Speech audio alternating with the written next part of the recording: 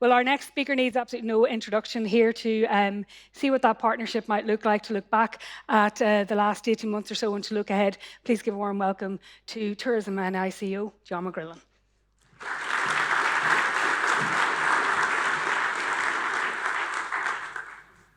Thank you, Dervin. Good morning, everyone. And can I join the Minister in welcoming you all? We're delighted, as the Minister said, to see so many of you here this morning. It's great to see such a good turnout.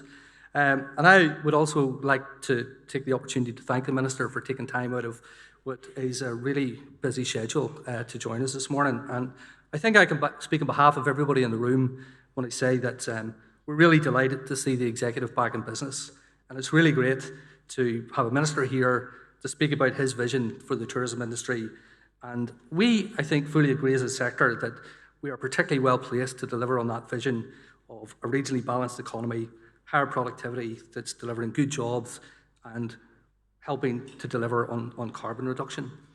And the little video which I'm about to show now will hopefully give you some sense of the work that Tourism NI has been doing over the past year to support the recovery of the tourism sector. And as you will see, much of the work that we have been doing is very closely aligned to that vision which the Minister has just set out. Together, we have a giant ambition to welcome people to this awe-inspiring place. Over the past 12 months, we've achieved a lot together, rebuilding and recovering. We have welcomed record visitor numbers.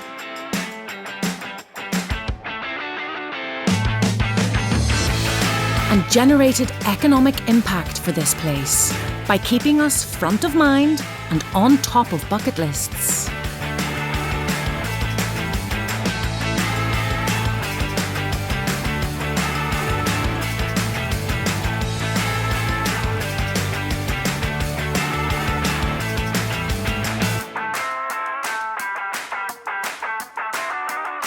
We hosted amazing global events with you and supported homegrown ones too. Not to mention all of our impressive business events.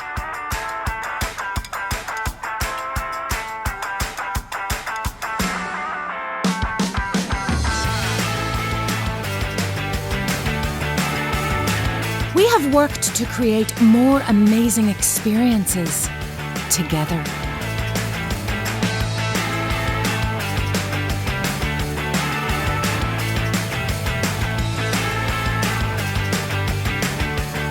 We have travelled the world to promote Northern Ireland together.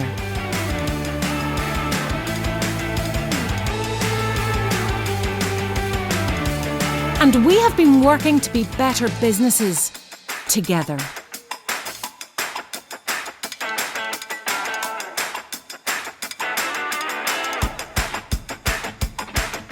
Driving productivity and putting sustainability at the heart of all we do.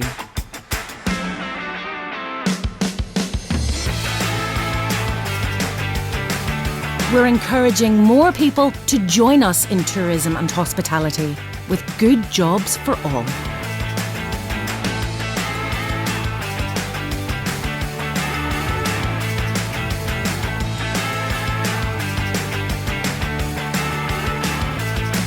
We will continue to keep you informed and involved. By working together and embracing our giant spirit, we have achieved so much.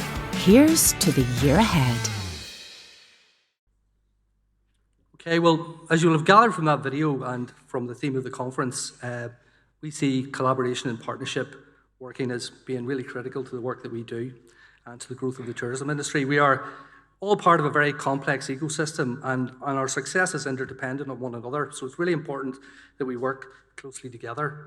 And obviously we have a very close working relationship with Tourism Ireland, and I'm delighted that we have Alice Mansard joining us in a few minutes to talk about some of the work that we do with them. But we also work very closely with our colleagues in DFE, with the Tourism Alliance, HATS, the Hotel Federation, Hospitality Ulster, and a number of destination management organisations. And we do all of that on a daily basis, and we really do thank you for all the support that you give us in the work that we do.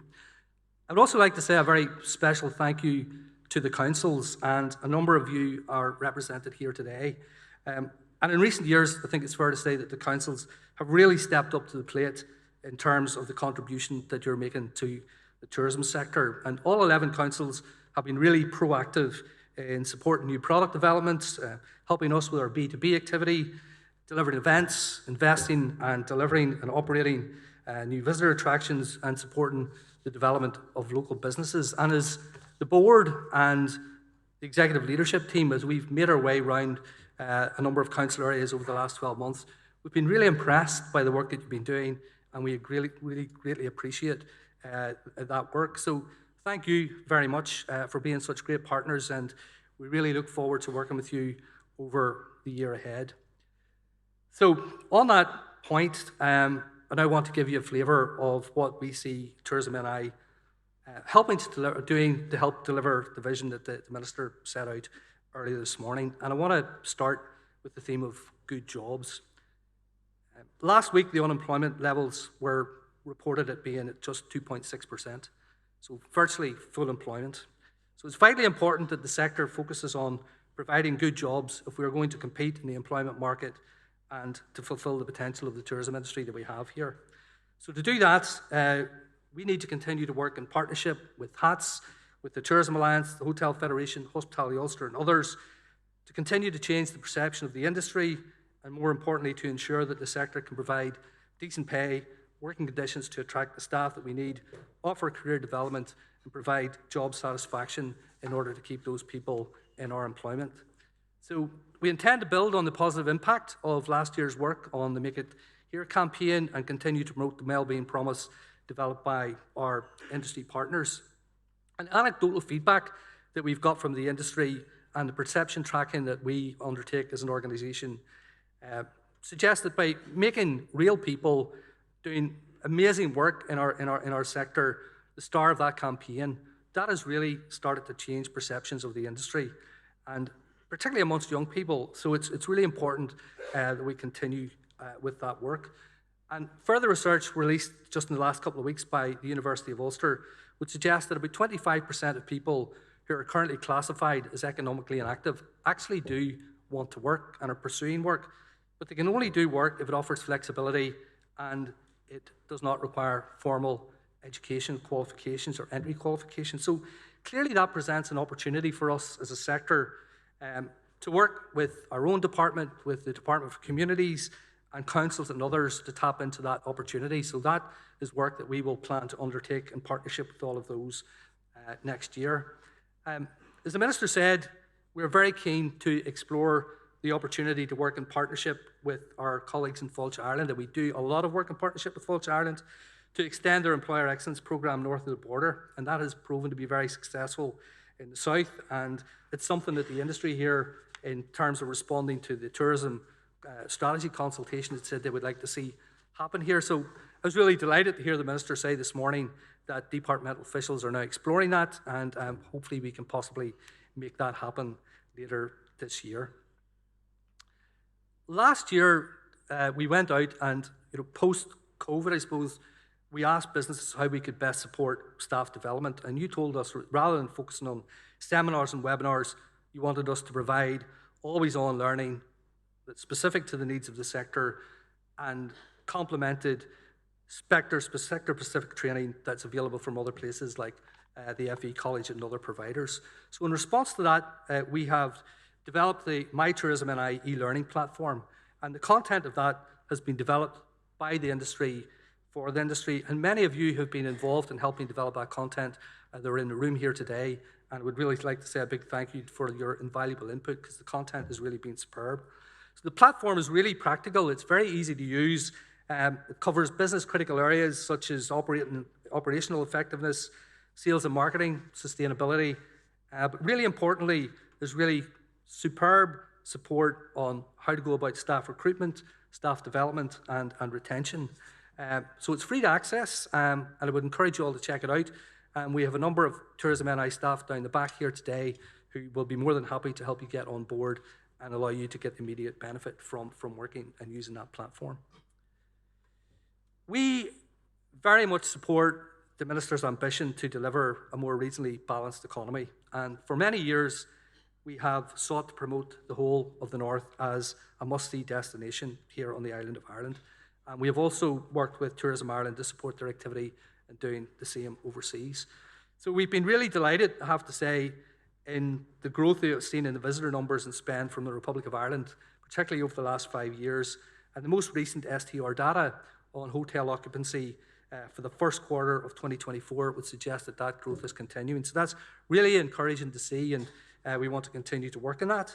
So this year we plan to build on that success. And once again, we will have integrated marketing campaigns on both sides of the border in autumn and spring.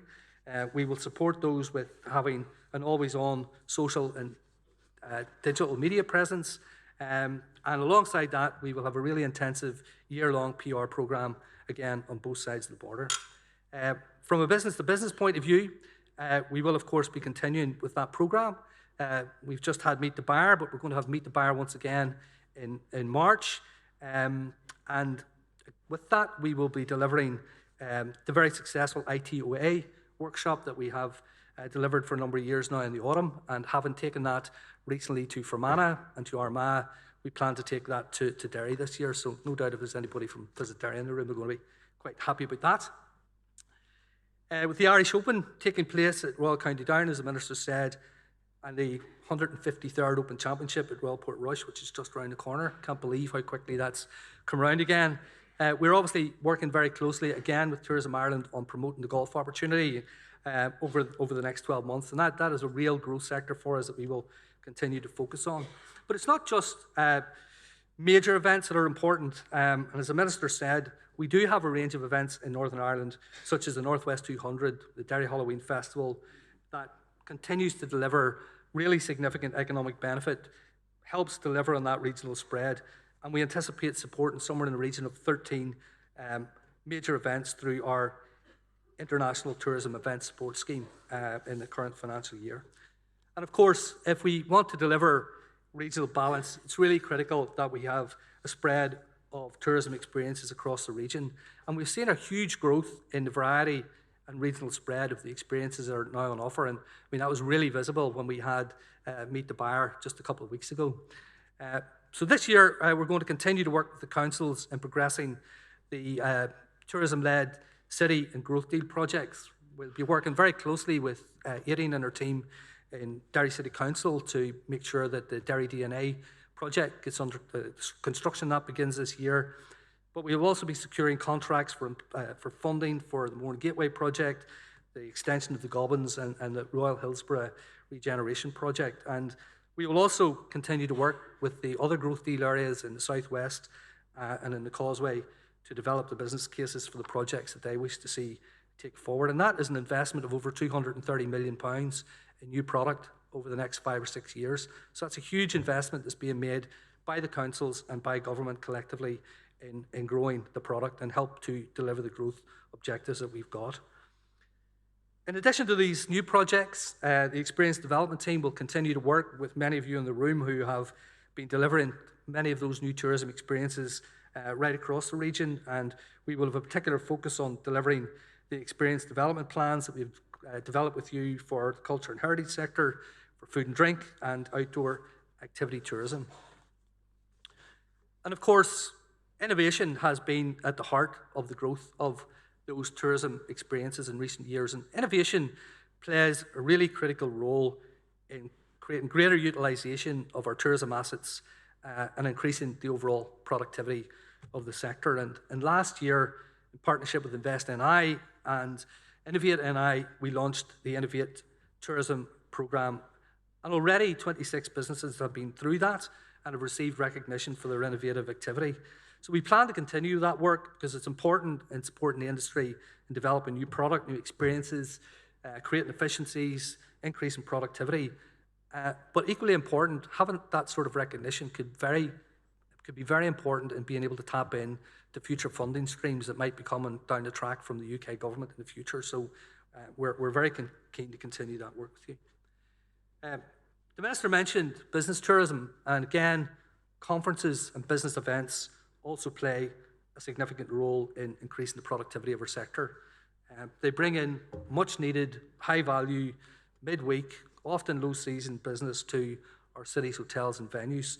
So we plan to continue to work with Visit Belfast and Visit Derry to bring in those lucrative conferences here to Northern Ireland. And we are also going to extend our work programme in terms of the work that we do with incentive travel and the DMCs who deliver that on our behalf, because that's got the opportunity to bring that business not just into the cities but across the province as well. So lastly, but not least, I want to turn to sustainability, and much of what I've outlined will hopefully support the industry to become more economically sustainable in the future. But increasingly our focus must be on helping industry to become more environmentally and socially sustainable. And after all, it's our landscape, our built heritage and our culture that brings visitors to the island of Ireland in the first place. So later this year, we'll be launching the All-Ireland Sustainability Framework in partnership with Tourism Ireland and Falls Ireland, and Alice is going to say a few words about that in a few minutes. But I think it's really important to recognise that not only do we have a moral and a legal obligation to make our contribution towards carbon reduction and addressing climate change, we also know that it's going to be really important and increasingly important if we're going to be competitive as a destination in the future and to fulfil the potential that the tourism industry has over the next decade. In the spring of this year, we piloted the delivery of a sustainability industry development programme, and we had 15 businesses who joined us on that programme at the outset, and they found it really helpful in terms of understanding what sustainability is about, identifying their sustainability objectives and looking at best practices as to how that could be delivered. So that's something that we're really keen to continue to do to support the framework. And again, this is something we would like to do on an all-island basis. So we have been in discussion and conversation with our colleagues in Falls Ireland and indeed Tourism Ireland about a collective bid to a number of sources to hopefully secure the resources that may allow us to deliver that programme over the next 5 years. So we're going to keep our fingers crossed and hopefully that's successful. And finally, at Tourism NI, and I'm sure all of you in the industry believe that we have got a moral responsibility to make our contribution to becoming a much more inclusive society and ensuring that everyone has the opportunity to access our tourism offer regardless of their background or their ability. And some of our tourism providers like Titanic Belfast here, National Museums NI, are really world class in that regard in terms of the way they allow people to access the facilities that they have. And we're currently undertaking an industry survey to create a baseline or a sort of an accessibility baseline, as it were, and we would encourage you to participate in that if you haven't already done so. But really what we want to do is to be able to provide a really useful toolkit for everyone at the end of this year that can help you on that accessibility journey. So that's me. That's a snapshot of our support programme for this year. And as I said, we have a team of people available here today, sitting around on the sides, who are more than happy to give you more detail and more information, and I would encourage you to speak to them. So thanks again for your support over the course of the last year. Thank you for listening to me this morning,